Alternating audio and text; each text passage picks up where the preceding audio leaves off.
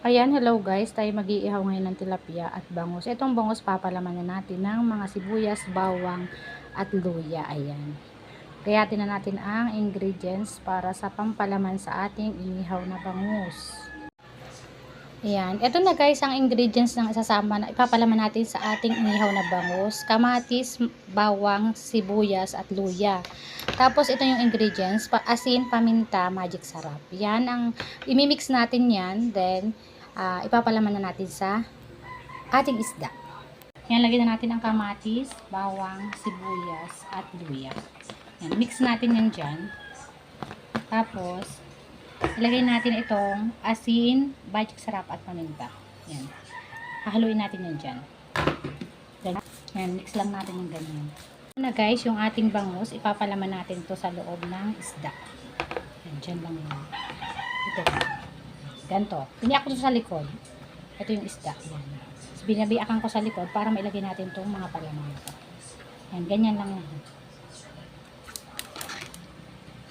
Siksik lang natin sa loob ng isda yung mga sa ingredients na yan para magkasya.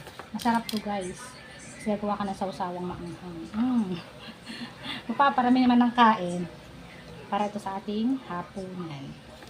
Paborito ito na sa kung ano, gusto nyo itong isda na ganito na may palamang kamatis. Tapos balutin natin siya sa oil. Okay na, puno na yung isda natin. Siksik lang natin. Kasi yan dyan. Yan, may katas na.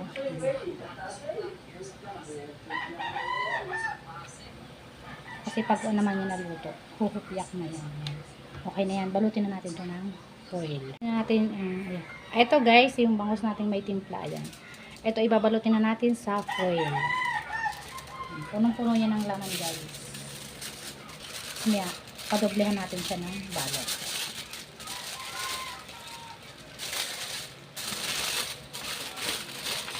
Natin siya ng foil para hindi matapon yung sabaw niya. Kasi manipis lang pag isa lang, kaya dodoblehan natin siya ng foil. Ayan. Masarap to guys. Tapos may sausawan pa yung kalamansi. Ayan. Ito na guys yung ating iihawing bangus. Ayan. Ihaw na natin to guys. Tara na.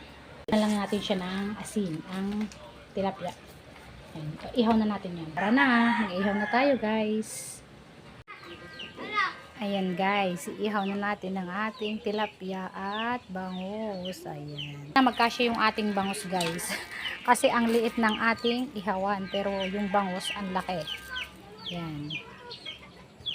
Kaya natin yung tilapia. Ayan. Balik sa ligwayan sila para magkasya. Ayan, ang ating inihaw na bangus at tilapia. Ayan. Ang ating inihaw na isda. Amoy pa lang mukhang nakakagutom na. Ayan. Guys, yung inihaw na yan to, ayan, inabot na ako guys ang dilim sa pag-iihaw, yan, kasi hapon ako nakapamalengke ng pang-ihaw na isda at ito, ayan, tagal kasi lutuin yung bangus kasi nga, kailangan luto ating inihaw na isda, liempo at tilapia. Ayan, nasawsawan natin toyo kalamansi, may sili, ayan. Buksan natin itong ating bangus. Tingnan natin kung lutong-luto ba ang loob ng ating inihaw na bangus na lagyan natin ng palaman. Ayan, buksan natin ng init. Pero alam nyo guys, ang aroma niya, yung bango ng inihaw, pagkakasarap. Ayan, ang liempo, nagayat na. Ayan, tingnan natin ang loob ng isda. Ayan na siya. Lutong-luto guys ang loob niyan. Kita mo naman kasi pagka kita mo na, pagbukas mo lang, kita mo luto na, abot na ang sunog sa loob ng balat ng bangus. Ayan, yan, buksan natin. Ayan, kita nyo ba guys? Ayan ang mga sahog.